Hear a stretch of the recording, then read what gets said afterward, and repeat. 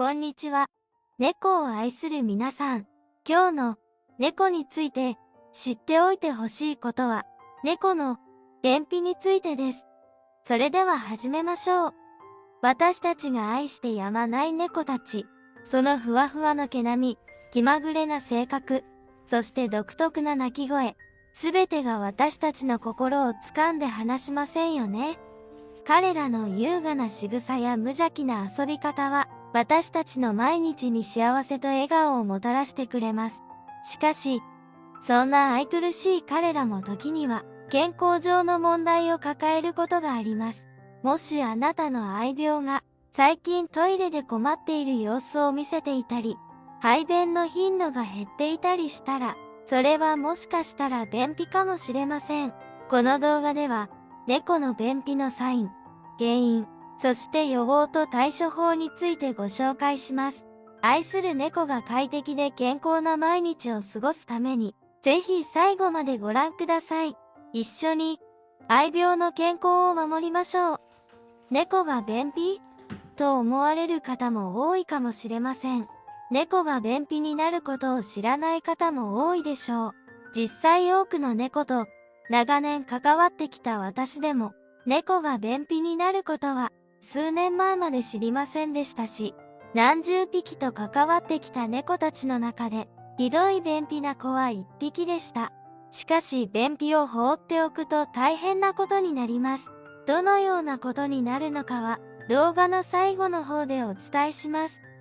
また便秘の猫を抱えた我が家で、どのようなことをしたのかお伝えします。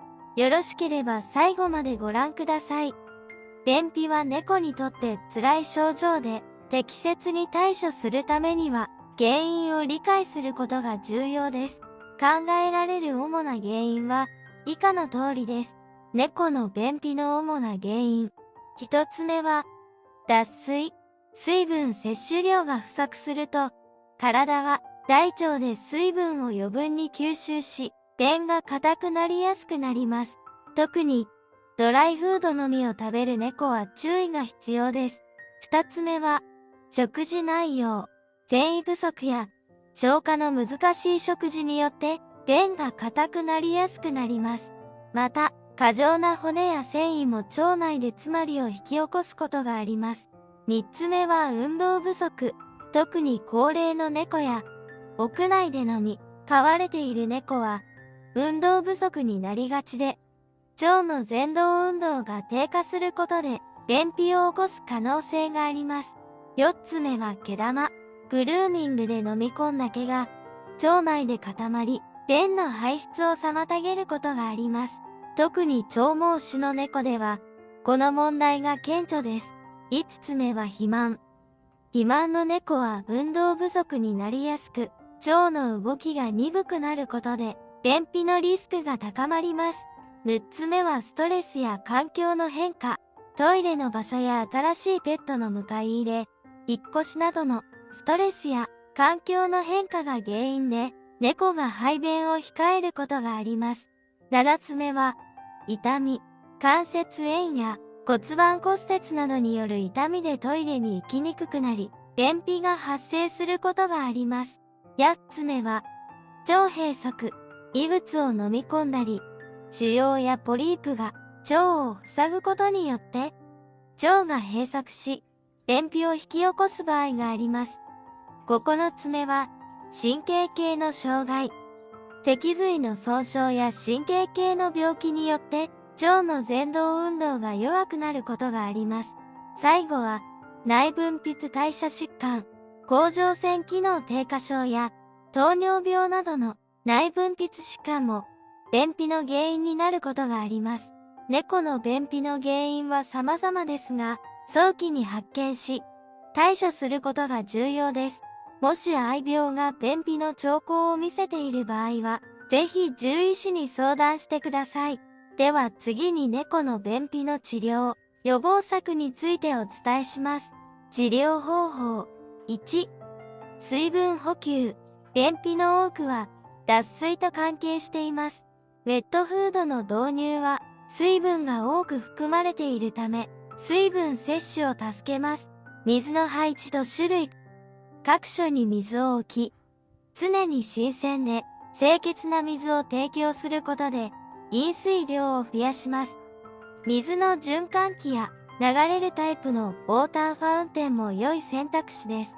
2、食事改善、高繊維食。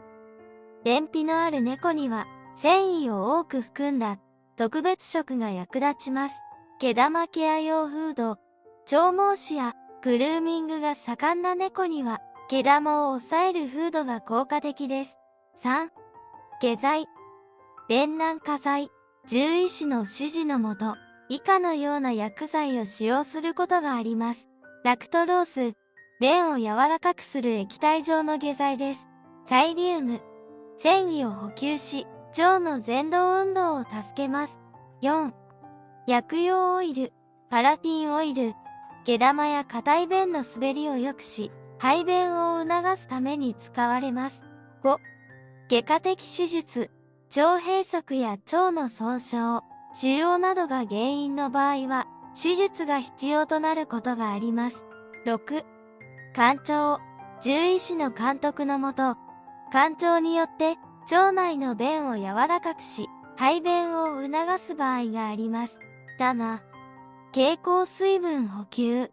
脱水が顕著な場合、皮下点滴や静脈点滴で水分を補給します。予防策。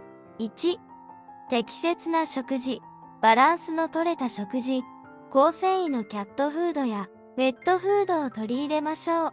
毛玉対策。長毛種や多毛の猫には毛玉対策フードやサプリメントを活用します。2、十分な水分摂取。複数の水飲み場を用意する。流れるウォーターファウンテンや水を変える。ウェットフードを加える。水を飲まない動物として知られている猫は、水分不足になりがちです。しっかりとお水を飲むように水置き場は工夫しましょう。部屋の隅に置きがちな水飲み場ですが、猫が頻繁に通るところに置くことで、水を飲むようになります。3、定期的なグルーミング。特に長毛種の猫には定期的なブラッシングを行い、飲み込む毛の量を減らします。4、運動。毎日遊ぶ時間を作り、猫の活動を促しましょう。キャットツリーや猫用トンネルなどで遊びながら運動させることも効果的です。5、トイレ環境の整備。トイレを清潔に保ち、猫にとって快適な場所に設置します。トイレの数は多頭飼いの場合、猫の頭数プラス1が目安です。トイレが気に入らないということで、我慢をしてしまう猫もいます。最近の主流はシステムトイレですが、猫は砂のトイレが好きです。排泄に問題のある猫は、トイレを変更することも検討しましょう。6、ストレスの軽減。新しいペットの迎え入れや引っ越しなどで、ストレスを感じている場合、安心できる場所やアイテムを提供します。7、定期的な健康チェック。便秘は他の疾患の兆候であることもあるため、定期的に獣医師による健康チェックを受けましょう。それでは最後に我が家の便秘の猫がどのような状態であったかをお伝えします。猫に便秘があることを知らなかった私は、排便に苦労していることに気づいてあげられず、うなっている時に小さな声を上げていることさえ、可愛いなと思っている無知でした。排便のために声を出さなければならないほど、便の状態は良くなかったのです。排便ポーズを取りながら悲痛な鳴き声を上げ、しかし便は出てこない。それで初めて便秘であることに気づいたのです。病院に行って行われた治療は肝腸でした。肝腸というと人間のイメージでは、一軸型のお薬を肛門に刺すという簡単なイメージですが、猫の肝腸は違います。全身麻酔で、大きな注射器で腸内に水を流し込み、便をかき出します。人間でのイメージは腸内洗浄です。肝腸を行うということは、便が腸内に溜まりきったひどい便秘ということです。軽い便秘であればここまで大掛かりでなく、ただかき出すだけです。全身麻酔ということは健康でなければできないので、検査などをして健康であることが確認できて、初めて干潮ができます。初めての干潮の費用は5万円でした。その後便秘用の療法食を食べるようになり、フードはこれになりました。フードを変えてから、しばらくは以前より、便の出が良くなりました。なので便秘かもしれないと思われたなら、まずはフードを変えるのが良いでしょう。我が家の猫はフードを変えて、しばらく経ったら慣れてしまったのか、便の出が悪くなり、次は書き出しをしてもらいました。費用は5000円でした。そして2、3滴かけてくださいと、下剤を処方されました。今は現物がなくお見せできないのですが、大きさは猫の目薬ほどの大きさのものでした。これは我が家では全く効果がなく5滴ほどかけていたのですが、全然ダメでした。次に病院で処方されたのが未生成のワセリンです。これを1日2回、一度にこのぐらいの量を食べさせていました。少しは効果があったような気がしますが、大きな効果は得られませんでした。病院では小分けして処方されると思いますが、何度も病院に行くのが大変だったので、最終的に大きなものを購入しました。費用は5000円でした。なかなか便秘が改善されず、毎日悲痛な泣き声を上げ、うなる猫を見て、涙が出る思いでした。結局また干潮をすることになり、費用は3万円、1週間後にまた干潮で、費用は2万円。これほどひどい便秘になってしまったのには原因があり、便秘に気づかなかったせいで、猫は巨大結腸になってしまっていました。猫の巨大結腸症は、結腸が異常に拡張し、正常な機能を果たせなくなる状態です。これにより、便が正常に排出されずに溜まってしまい、重度の便秘を引き起こします。巨大結腸については、次回の動画でお伝えします。手術は受けていませんが、巨大結腸による便秘は、我が家ではすっかり改善され、いや、巨大結腸は治りませんが、便が出せる方法が見つかりました。きっと我が家のように、便秘で苦しんでいる猫ちゃんもいると思いますので、次回の動画で詳しくシェアしたいと思います。ぜひチャンネル登録で、次回の動画をお待ちください。猫にも便秘がある。どうぞそのことを頭の片隅にでも置いておいてください。そして、猫が排便の時に苦しんでいる様子が見られたら、便秘のことを思い出してください。